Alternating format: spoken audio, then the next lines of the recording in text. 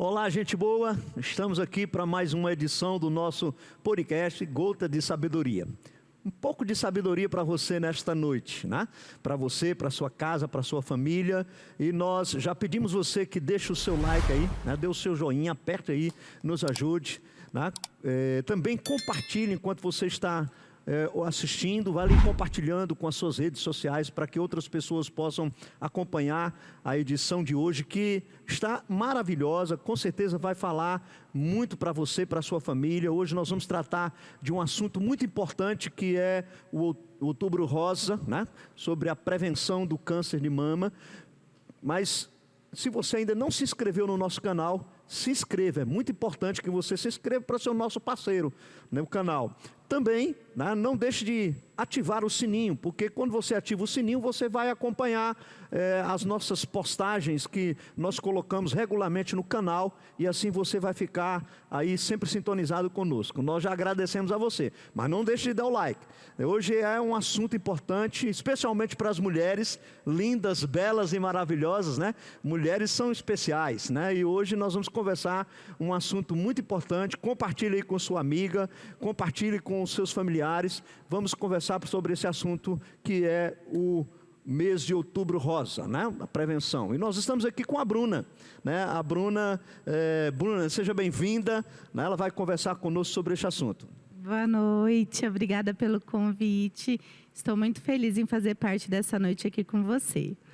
Bruna é rodonopolitana também?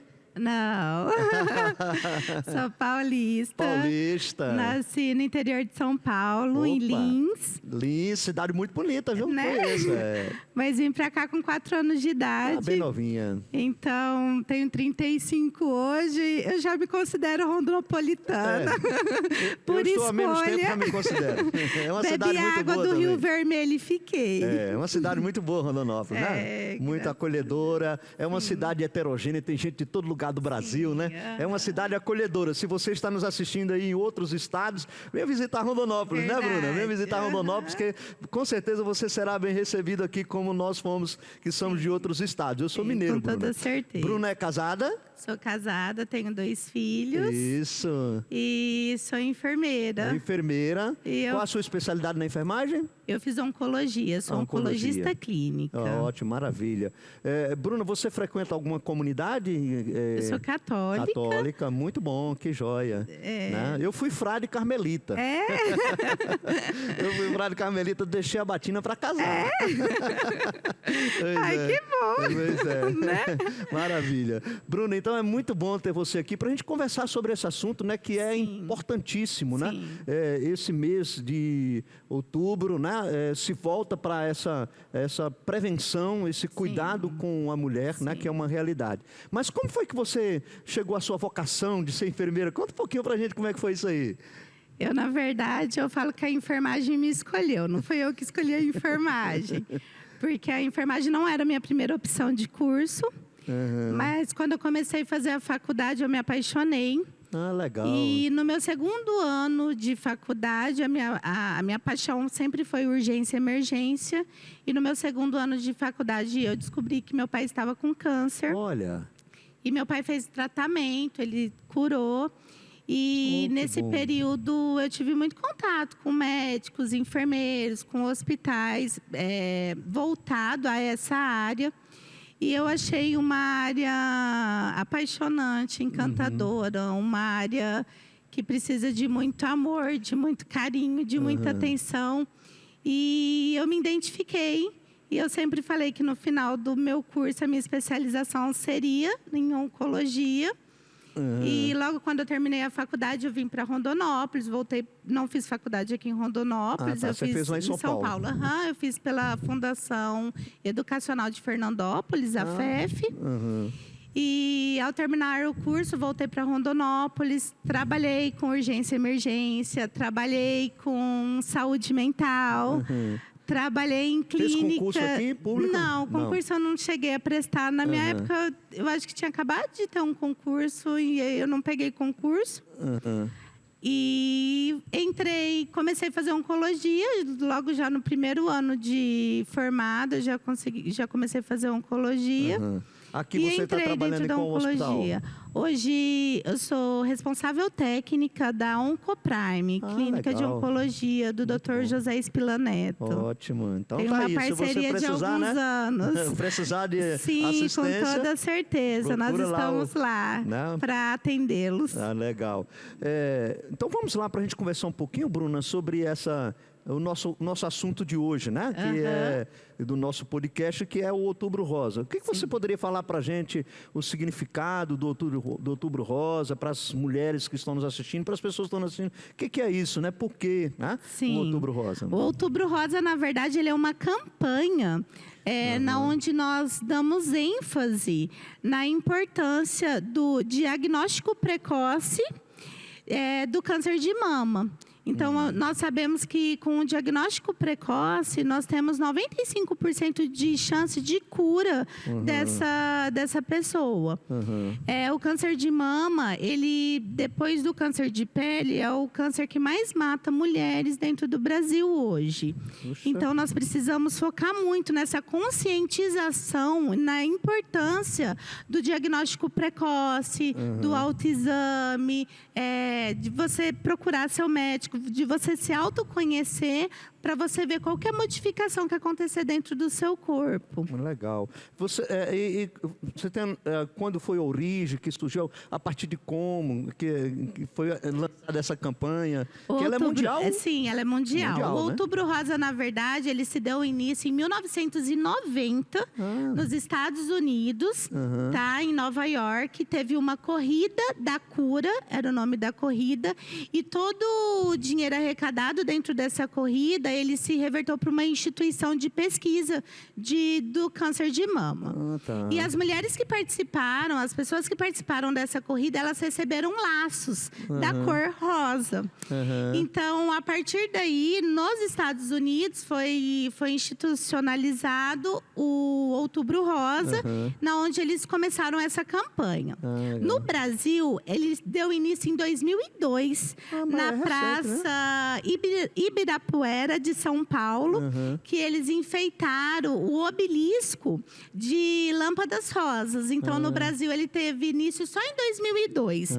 E aí começou as campanhas, os projetos em torno do Outubro Rosa. Legal. A gente vê hoje, né, por exemplo, os clubes de futebol, né, nesse mês de outubro, eles fazem uma camisa especial, né?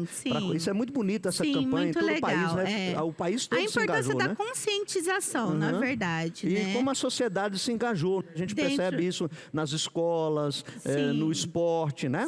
Todos se engajam para essa... Tem bastante movimento, bastante ações, palestras, lives. Então, assim, é um mês voltado mesmo para essa conscientização da importância da prevenção.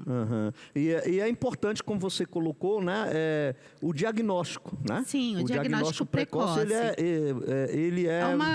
a chance de cura de 95%. Então, nós sabemos que o quanto antes nós descobrirmos e começarmos a tratar, melhor é o prognóstico desse paciente, dessa mulher. Legal. Então você falou um pouquinho aí sobre essa questão, porque o lacinho rosa, né? Isso. Que se coloca, né? Sim, o lacinho rosa, ele veio junto com essa corrida da cura nos Estados Unidos, em Nova York. Então, eles presentearam essas mulheres com lacinhos rosas para a corrida e ele acabou ficando como a marca do Outubro Rosa. E o rosa é uma cor muito bonita, né? Eu sou suspeita porque é minha cor predileta. Eu sou suspeita porque é minha cor predileta. Eu também gosto de rosa. Eu uso rosa, não tenho preconceito, não. Que bom! Nesse mês você pode abusar. Porque tem umas pessoas que têm preconceito, né? Com a cor. É claro que a cor rosa, ela tem... Ela remete à feminilidade, isso, né? à figura feminina, né? Exatamente. Mas não tem nenhum preconceito com relação ao homem usar rosa também, né? Mas a rosa é porque o rosa... Essa questão da doçura da rosa, né? Da beleza da rosa, casa, que está muito relacionada à mulher, né? Mulher. Mas o homem não precisa ficar com medo, não. Uma vez eu fui num local que eu estava com a camisa rosa, e aí falaram assim, esse pastor Rosinha. Eu falei assim, com muito orgulho. Com muito orgulho, não tem nenhum preconceito com isso, né? Eu sou suspeita porque eu adoro. Não, a cor é muito linda, né? E eu creio que ela cai muito bem ao propósito, Sim, né? Que o propósito é justamente a prevenção, o cuidado, Sim, né? E é interessante porque, para que as mulheres estejam atentas a isso, né? Sim. Isso que é muito importante.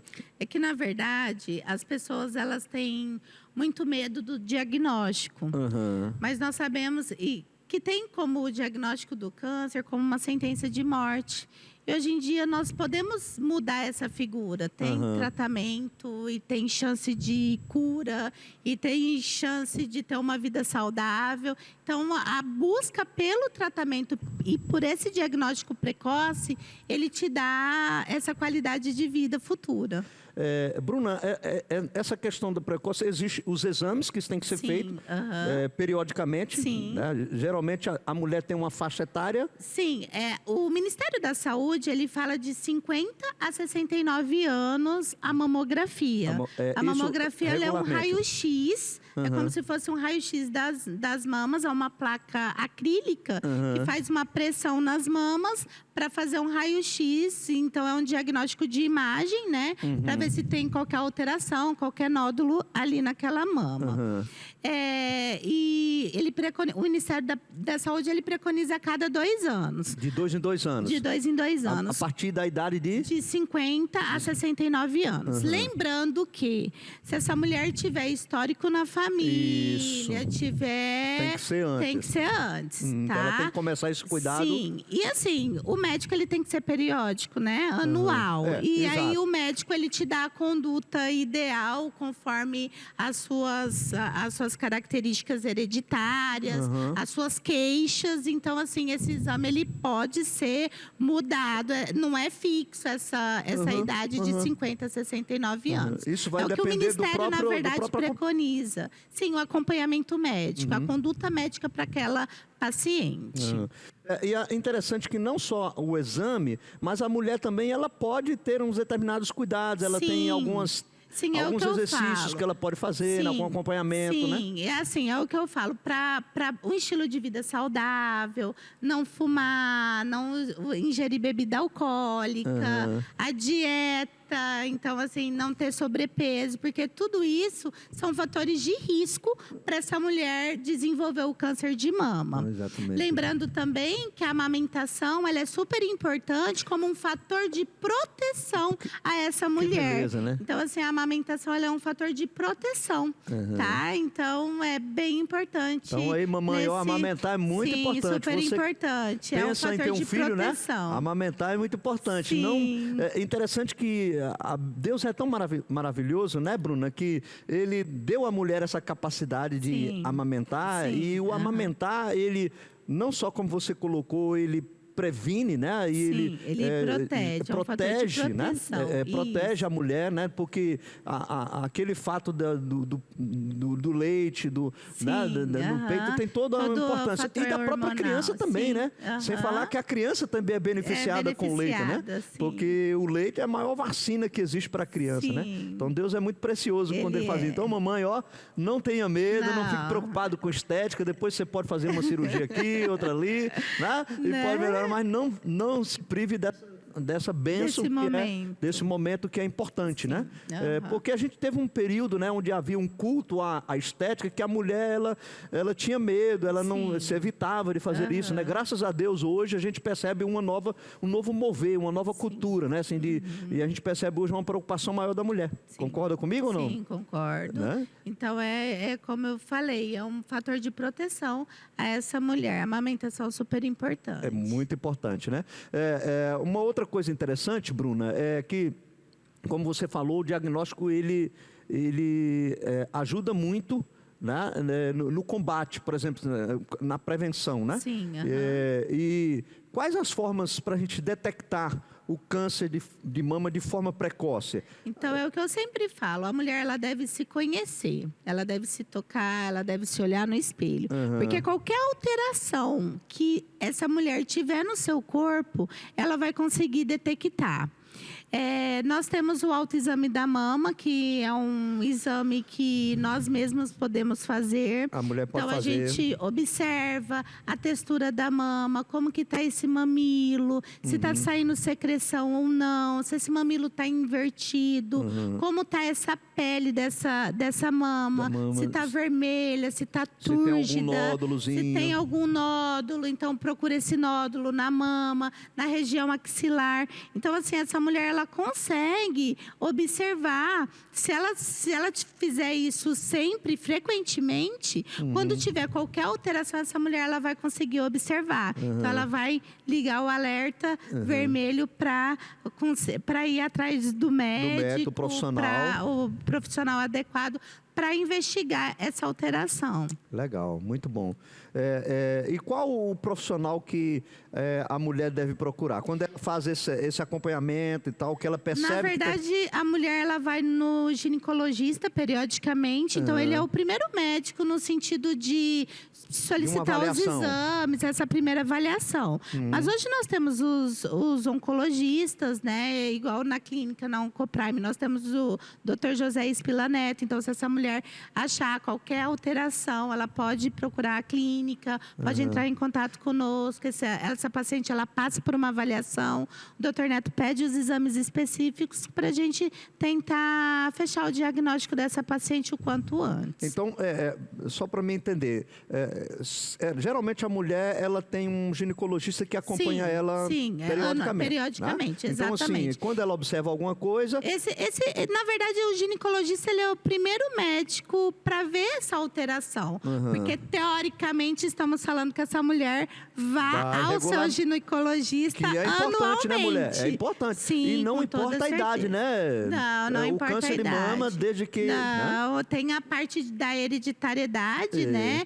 Que tem também, jovens, né, que nem amamentou, que né? vem de mãe para filha. Então, por exemplo, se você tem caso de câncer de ovário ou de câncer de mama da mãe, da filha, da neta, então, assim, é importante essa pessoa fazer o acompanhamento, porque a chance dela ter, ela aumenta com essa hereditariedade, com esse histórico. O sinal de alerta tem que ser mais... Sim, esse sinal de alerta constante, tem que né? ser mais constante. E o cuidado maior, né? E aí que não pode, de forma alguma, descuidar da visita periódica ao seu ginecologista, ao seu médico, né? Para que esteja acompanhando isso, né? Exatamente.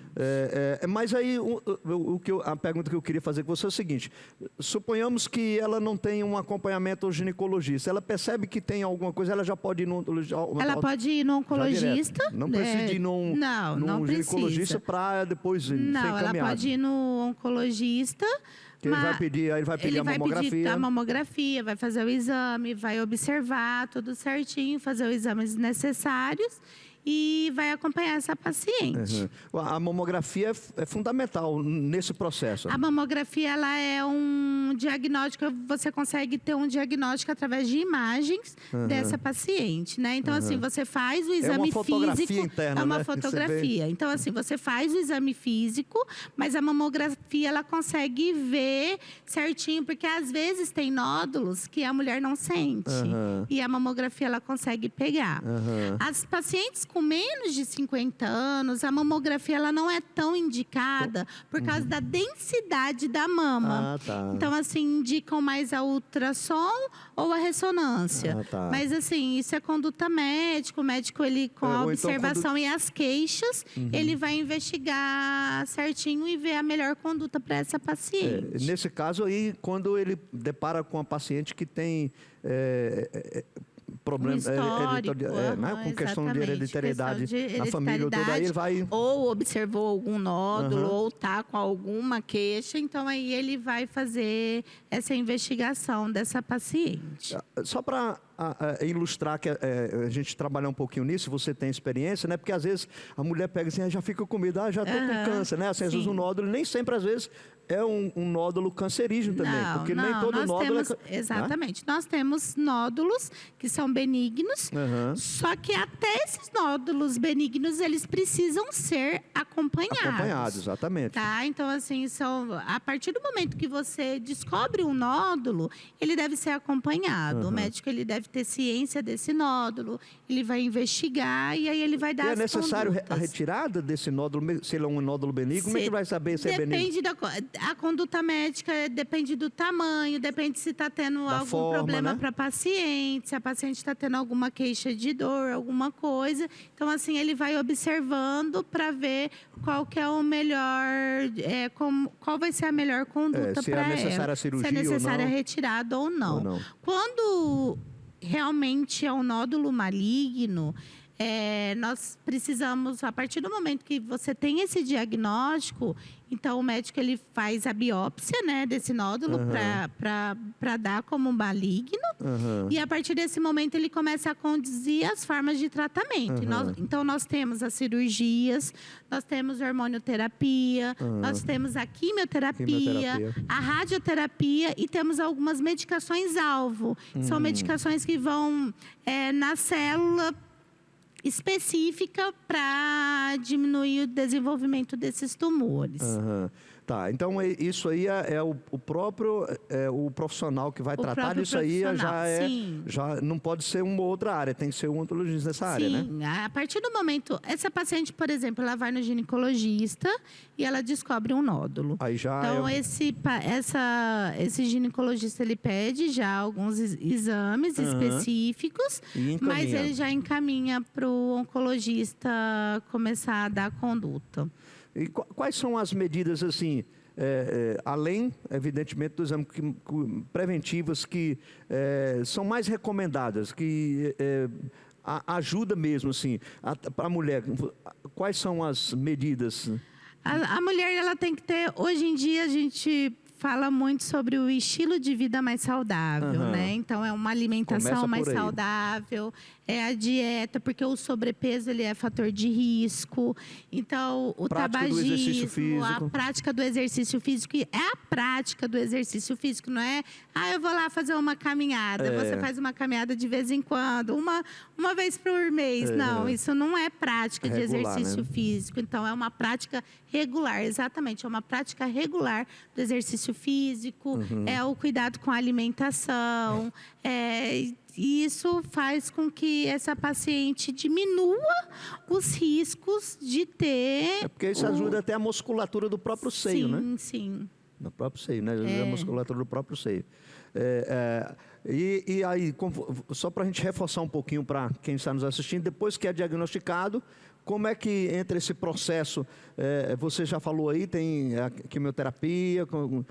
cirurgia, né? Nós temos a cirurgia. Então, depende... Nem todos os casos vão para a cirurgia. Nem todos os casos vão para a cirurgia. Então, assim, o médico, ele, a partir do diagnóstico dessa biópsia, ele faz alguns exames específicos desse tumor, por exemplo, um exame imunohistoquímico para ver qual que é a origem desse tumor, quais são os receptores desse tumor. E através dessas respostas, ele começa a fazer as condutas clínicas. Tá. Então, tem paciente, por exemplo, que ao descobrir o nódulo, vai para a cirurgia. Imediato, e logo após, né? imediato. Pelo próprio desenvolvimento da doença. Pela biópsia, né? Biópsia. Pelo imunohistoquímico, o médico ele já dá como conduta, como primeira opção, a quimioterapia, a cirurgia. Depois da cirurgia, tem pacientes que vai para hormonioterapia, tem pacientes que vai para quimioterapia, tem pacientes que vai para quimioterapia e radioterapia. Então, tudo isso depende do tipo de tumor que essa paciente ela tem. Da gravidade. Então, assim, né? é o que eu sempre falo. O paciente, quando ele chega até nós, aí as mulheres começam, aquela angústia, aquele desespero, quando descobre, quando tem a notícia desse diagnóstico. Então, assim, elas começam a se comparar muito. Ah, mas a minha amiga teve, e ela foi para cirurgia. Ah, mas a minha amiga teve, e teve que fazer, não fez cirurgia, foi para quimioterapia. Então, eu falo que cada paciente é um paciente.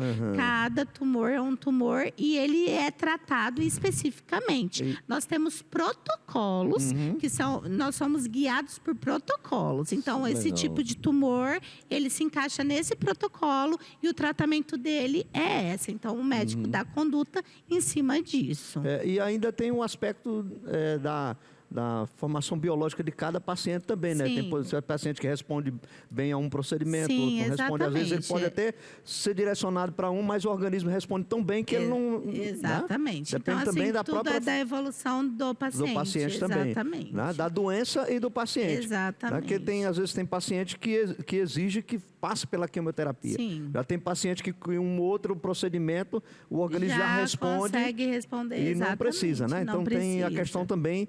e existe até uma questão psicológica também, né? Muito importante. A gente tem dessa questão. Sim. Se você percebeu, foi diagnosticada, também a pessoa não entrar em desespero. Né? Ela procurar o profissional, um bom profissional, né? É o que eu sempre falo, quando os nossos pacientes eles entram na clínica e eles passam pela consulta com o diagnóstico e vão até mim, onde eu vou explicar sobre o tratamento, sobre a quimioterapia em si, é o que eu sempre falo. Eu falo, nesse primeiro momento, vocês têm que acreditar, vocês têm que ter fé. Fé em Deus, ficar junto da sua família e confiar nos profissionais que estão te atendendo. Exatamente. Eu acho isso fundamental. Porque a partir desse momento, esse conjunto da religião, mais a família, mais os profissionais, esse paciente ele consegue ter uma resposta.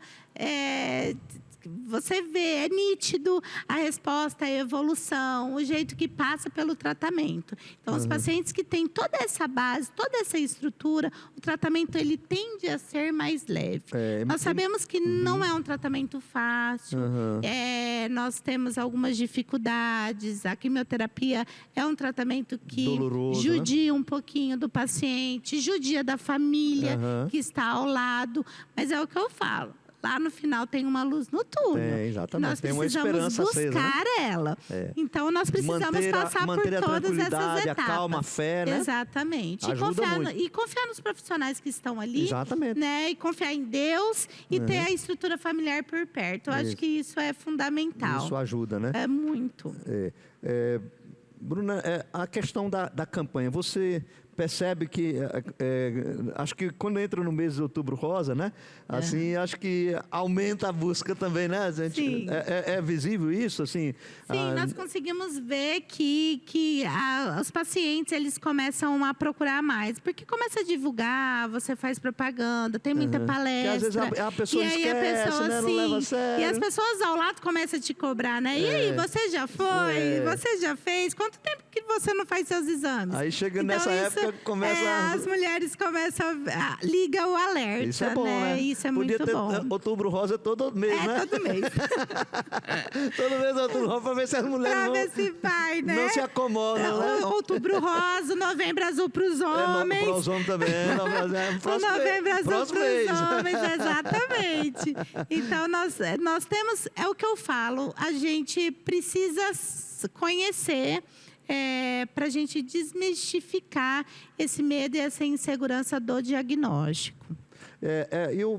A questão da mastectomia, Mastectomia, a cirurgia para retirada da mama. Isso. Como é que é isso? Isso é recomendável? Quando é que em todos os casos? Como é que é? Explica um pouco. Não são todos os casos. A mastectomia ela acontece como forma de tratamento na cirurgia, né? Foi como eu falei para o senhor. Nós precisamos saber o tipo de tumor, localização, como que está o avanço da doença e dentro de tudo isso, fecha um diagnóstico e um estilo de tratamento. Pode ser levado a ela, né? E pode ser levado a ela, exatamente. Nós temos mastectomia total, que é a retirada total do seio. Nós temos só apenas do quadrante, que é a região que está o nódulo. Tá, né? Então, hoje em dia, está tudo muito avançado, né? Graças então, a Deus, né? A gente Deus consegue, é tão bom que deu sabedoria. a gente consegue preservar a estrutura mamária da paciente, em muitos casos. Então, assim, tudo depende do diagnóstico e do momento que esse diagnóstico foi dado. Foi dado. Por então, isso... Exatamente. Tudo passa pela campanha. Quanto mais precoce, melhor é o tratamento, mais tranquilo é esse tratamento, mais tranquila é essa resposta. Esse é o objetivo da campanha, viu? O objetivo da campanha não é você deixar para a última hora. O objetivo da campanha é que você tenha... O objetivo da campanha é essa conscientização de que você precisa desse diagnóstico não precoce. Não só em outubro. Não, você precisa ter esse diagnóstico. Então, quanto antes você ter ele, melhor é o seu tratamento. É verdade, verdade. Em que o câncer de mama afeta o homem? Tem alguma coisa? Como é que... O câncer de mama no homem, ele acomete mais ou menos 1% do homem. Mas é os mesmos sintomas. É o nódulo, é o nódulo. O paciente, ele sente esse nódulo na mama, nódulo nas axilas, a mudança mesmo da pele, às vezes vermelhidão. Mas ele acomete 1% da faixa masculina. Mas o procedimento de tratamento é muito similar também, né? Sim. Eu, Bruna, particularmente, não tive paciente com câncer de mama. Já tenho mais ou menos 10 anos na área e eu nunca tive paciente com câncer de mama. Ainda não tive. Você já teve, assim, um acompanhamento de pacientes que foi 100% de sucesso quando diagnosticou? Sim, vários, muitos pacientes. Vou falar isso aí, né? Eu tenho muitas histórias positivas de paciente que descobriu, que fez cirurgia, que passou pelo processo de quimioterapia e está super bem, foi mãe. Tenho pacientes que pós-quimioterapia, pós-cirurgia, tiveram filhos. Então, assim, é bem legal. Eu tenho muitas histórias positivas, muitas histórias felizes do tratamento com esse diagnóstico de câncer. Que bom, né? Que maravilha, né? Isso é muito bom. Sim. E para o profissional, quando ele percebe, né? Sim. E ele vê... Não, é muito gostoso. É uma realização, na verdade. Sim. Com certeza. É o que eu falo. A resposta do nosso trabalho é com a gratificação desses pacientes e com o estilo de vida que eles vão ter pós-tratamento, né? Então, a gente preconiza muito essa qualidade de vida. Hoje em dia, nós temos muitas pacientes novas, sabe? Que têm filhos pequenos, que estão iniciando uma família. Então, assim, a gente preconiza muito um tratamento com muita humanização, com muito acolhimento, para que a gente busque essa cura da maneira mais leve possível. Você tem algum dado, assim, de sucesso, assim, a nível nacional, de qual o índice, de quando é diagnosticado precocemente? 95% de chance de cura. Caramba! Com diagnóstico precoce. É altíssimo, né? Super alto, 95%. Então, olha as mulheres, 95% fundamental, né? de Fundamental. cura, 95% é um índice altíssimo, né? Sim.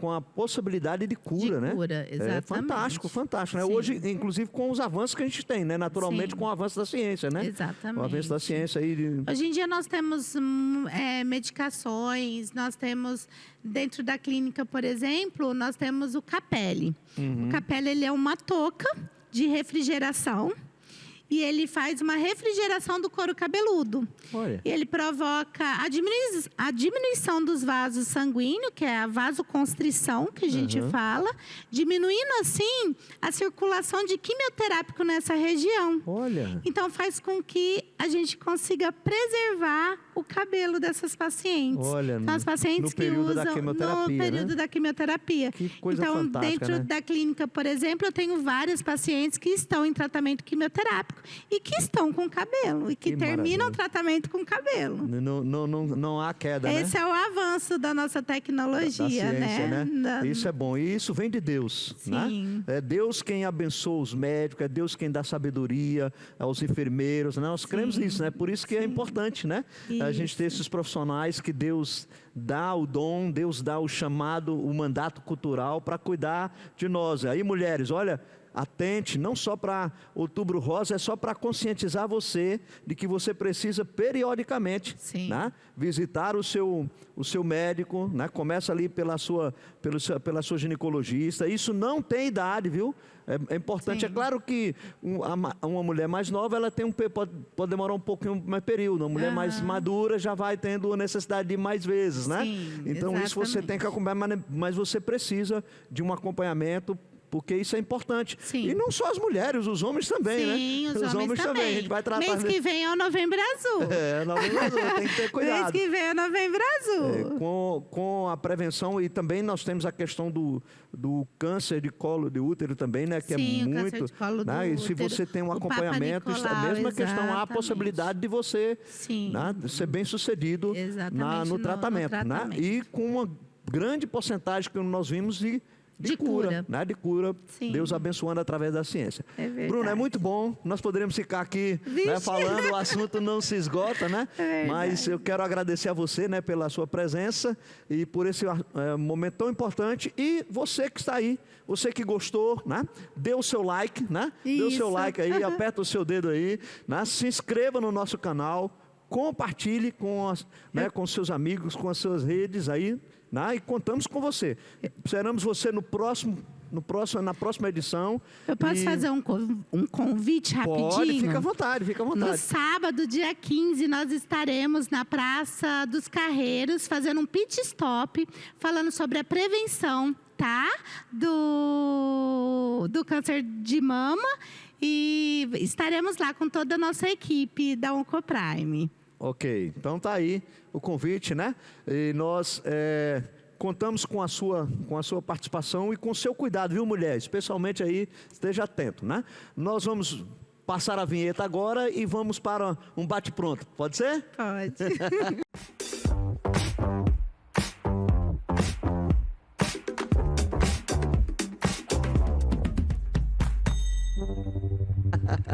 Então vamos lá. Bruna, um hobby. Brincar com as crianças. Oh, gosta de brincar com criança, que maravilha. Meus Comida. filhos, filé parmegiana. Oh, eu também sou chegado na parmegiana, hein? Time de futebol tem algum? Corinthians. Oh, corintiana lá, o flamenguista não gostou não. Amigos, Bruno. Ai, amigos são parceiros de vida. Isso. Família? Base. Uhum. A igreja? Estrutura. Estrutura. E Deus? Acima de tudo. Acima de tudo. Bruno, então, muito obrigado. Obrigada. Deus abençoe. Vocês. Obrigado por Amém. você que está no nosso canal. Até a próxima edição. Um grande abraço e contamos com vocês aí no nosso canal sempre.